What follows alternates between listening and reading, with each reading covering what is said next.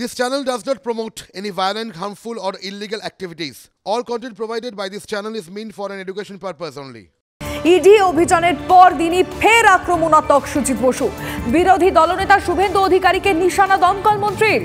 শুভেন্দু অধিকারী অর্ধশিক্ষিত ও মূর্খ তোপ সুজিত বসুর। যে চোর সেই বেশি চোর চোর বলে। শুভেন্দুর কত দুর্নীতি করেছে জানি, সময় হলে বলবো।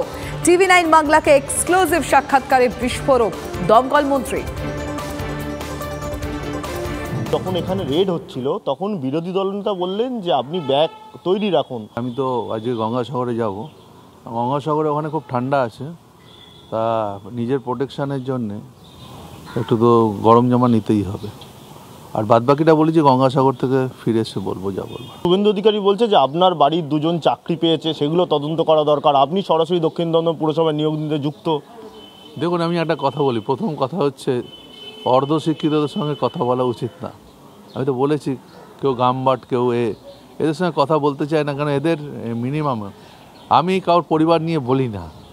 ওদের পরিবারটা নিজের বলেছি তো, আয়নায় নিজের মুখটা নিজে দেখুক, তাহলেই বুঝতে পারবে কি আছে। যে চোর সে সবসময় সে চুরির কথা বেশি বলে।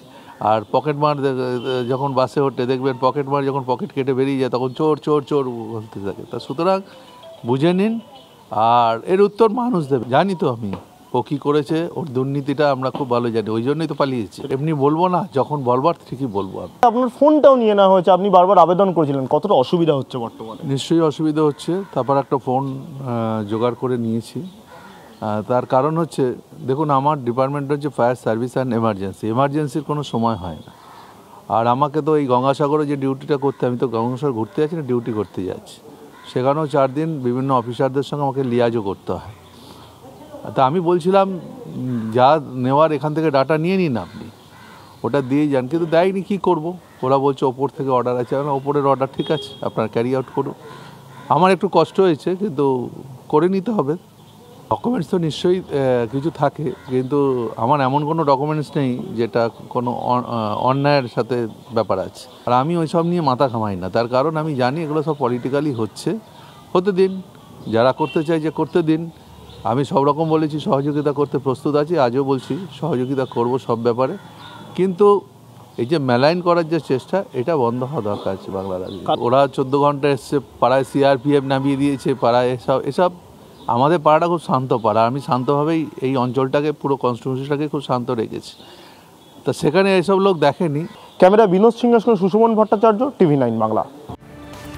সুজিত বসু এক্সক্লুসিভ ইন্টারভিউয়ে কি বললেন TV9 বাংলাকে শুনলেন। বিজেপি কি ভাবছে এই নিয়ে? আমরা এই মুহূর্তে টেলিফোন লাইনে যোগাযোগ করেছি বিজেপি নেতা সজল ঘোষের সঙ্গে। আপনি শুনলেন কি বললেন সুজিত বসু? তিনি বললেন অর্ধশিক্ষিত মূর্খ শুভেন্দু অধিকারী। এখানেই থেমে থাকেননি, তিনি বলেছেন শুভেন্দু অধিকারী কি দুর্নীতি করেছে আমার জানা আছে, সময় হলে বলবো। কি বলবেন সজলদা? ব্যাপারটা হচ্ছে, দেখুন, প্রথম কথা হচ্ছে এই তদন্তটা হচ্ছে কোর্টের নির্দেশে। তাও এরা সর্বোচ্চ শুভেন্দু অধিকারীর ছায়া দেখতে পায়। সেটা আমি কি বলতে পারি? আর শিক্ষার কথা যদি বলে, আমার যিনি বলেছেন তার শিক্ষাগত যোগ্যতা আমার জানি, কিন্তু নিশ্চয়ই শুভেন্দু যদি অর্ধশিক্ষিত হয়, তিনি পূর্ণ শিক্ষিত। শুভেন্দু হাফ জানলে উনি পুরো জানেন বলেই ওনার হিসাবে উনি অর্ধশিক্ষিত। হয়তো দিদির মতো না PhD করা আছে, যেগুলো জানতে পারি। কিন্তু একটা প্রশ্ন আমার মনে জাগছে এই কথাটা, এগুলো আজকে শোনার পর, যে এখনো সময় হয়নি শুভেন্দু অধিকারীর বিরুদ্ধে কি দুর্নীতি আছে প্রকাশ্যে আনার? বাড়িতে রেড, ছেলেকে জিজ্ঞাসাবাদ, মেয়েকে জিজ্ঞাসাবাদ, ক্লাবে যাওয়া, CRPF এ মুড়ে ফেলা, মানে শাহজাহানের সঙ্গে সুজিতদার নাম একসাথে প্রায় উচ্চারিত হবে। এরপরেও যদি শুভেন্দু অধিকারীর কি দুর্নীতি আছে সেই ভান্ডা যদি না ফোটা যায়, তাহলে বলতে হবে উনি মিথ্যা কথা বলছেন, উনি মানুষকে ভুল বোঝাচ্ছেন, উনি আশায় বাঁচতে চাইছেন যে কোনো একদিন কিছু দুর্নীতির সুযোগ পাবো, সেটাকে তখন প্রকাশ্যে আনবো। আসলে প্রকৃত বলার নেই, এসব বলছেন। দেখুন, কি দুর্নীতি কে করেছেন বলতে পারবো না, কিন্তু দুর্নীতি হয়েছে কোনো বল নেই। মানুষ যদি প্রশ্ন করে আপনাদের এই বৈভব, তৃণমূল নেতাদের এই যে বৈভব, এটা কোথেকে এলো? কেউ রোল বেচলে, কেউ চা বেচলে, কালকে আমি শুনেছিলাম, সেটা সত্যি কথা নয়। কিন্তু চা বেচে মোদিজির যদি এখন 4000 কোটি টাকার সম্পত্তি হতো, তাহলে লোকে প্রশ্ন করতো। ঠিক সেরকম ভাবে আপনার যদি সম্পত্তি বেড়ে থাকে মানুষ প্রশ্ন করবে, এটা নিয়ে তো কথা বলার কিছু নেই। ধন্যবাদ সজল দা। বিজেপি নেতা সজল ঘোষ ছিলেন টেলিফোন লাইনে। এই বিষয়ে দিলীপ ঘোষ কি বলেছেন শুনবো। মন্ত্রীর ফোনের অভাব নেই, অনেক ফোন থাকে, অনেক ফোন থেকে ফোন হয়। সেই জন্য যার নামে অভিযোগ আছে তার বাড়িতে তদন্ত করা, তাকে জিজ্ঞাসাবাদ করার অধিকার আছে। মুখ্যমন্ত্রীর ফোন যদি সার্চ করা হয় অনেক কিছু বেরোবে।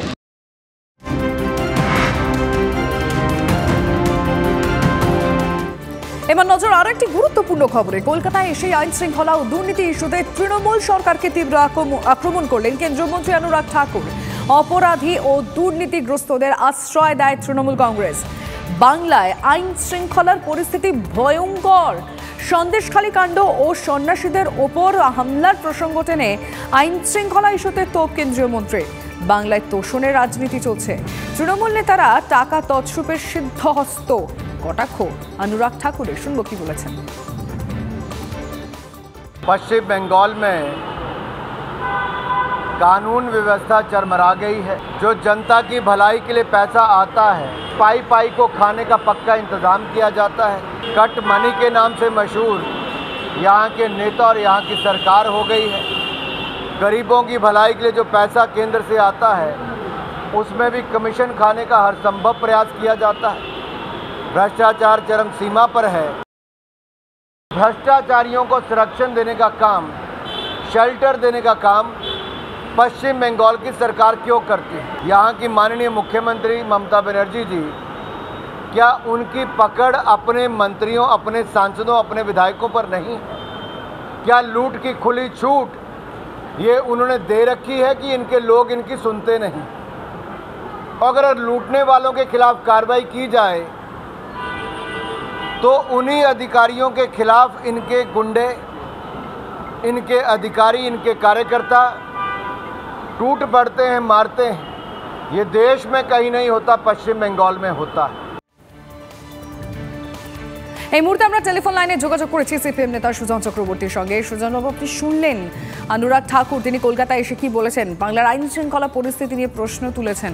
ঠিক এই একই সুর খানিকটা আপনারাও বারংবারই বলে থাকেন, কিভাবে দেখছেন এই বিষয়টি? পশ্চিমবাংলার আইন শৃঙ্খলার যে কোনো খুবই খারাপ, এটা নিয়ে কোনো সন্দেহ তো কারুর থাকতে পারে না। শিব ঠাকুরের আপন দেশে আইন কানুন সর্বনেশে একেবারে সর্বনাশ করছেন এবং শাসকের আইন চলছে, আইনের কোনো শাসন নেই। এটা কেবলমাত্র সন্দেশখালী দেখে বুঝতে হবে কেন? এটা তো পশ্চিমবাংলায় গত 5-7-10 বছর ধরে যারা দেখছেন তারা বুঝতে পারছেন।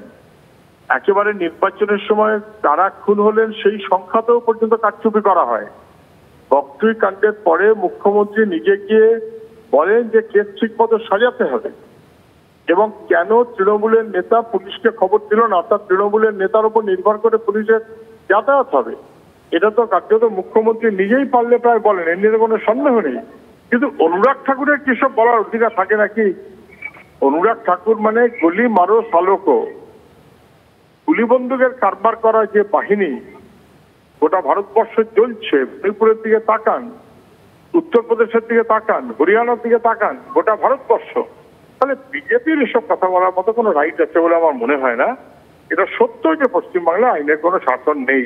পশ্চিমবাংলা 12টা বাজাচ্ছে, বদনাম করছে তৃণমূলের বাহিনী। অনেক ধন্যবাদ সুজন দা। সিপিএম নেতা সুজন চক্রবর্তী ছিলেন টেলিফোন লাইনে।